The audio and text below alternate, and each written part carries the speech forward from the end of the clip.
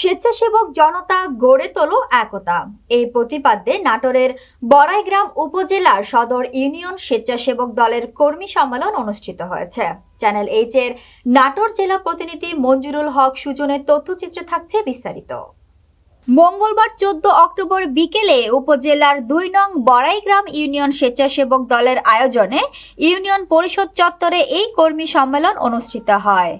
কর্মী সম্মেলনে বড়াইগ্রাম ইউনিয়ন স্বেচ্ছাসেবক দলের আহ্বায়ক মোবেদুল ইসলামের সভাপতিত্বে এবং সদস্য সচিব জাহিদ হাসানের সঞ্চালনায় অনুষ্ঠানে প্রধান অতিথি হিসেবে উপস্থিত ছিলেন উপজেলা স্বেচ্ছাসেবক দলের আহ্বায়ক মিজানুর রহমান।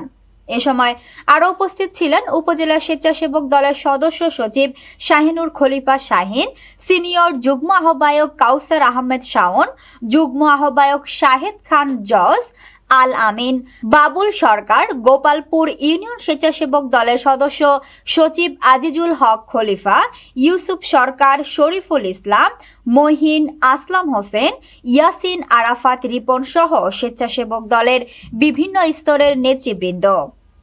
বক্তারা বলেন, আগামী জাতীয় নির্বাচনে দলকে বিজয়ী করতে স্বেচ্ছাসেবক দলের প্রতিটি কর্মীকে ঐক্যবদ্ধভাবে মাঠে থেকে কাজ করতে হবে।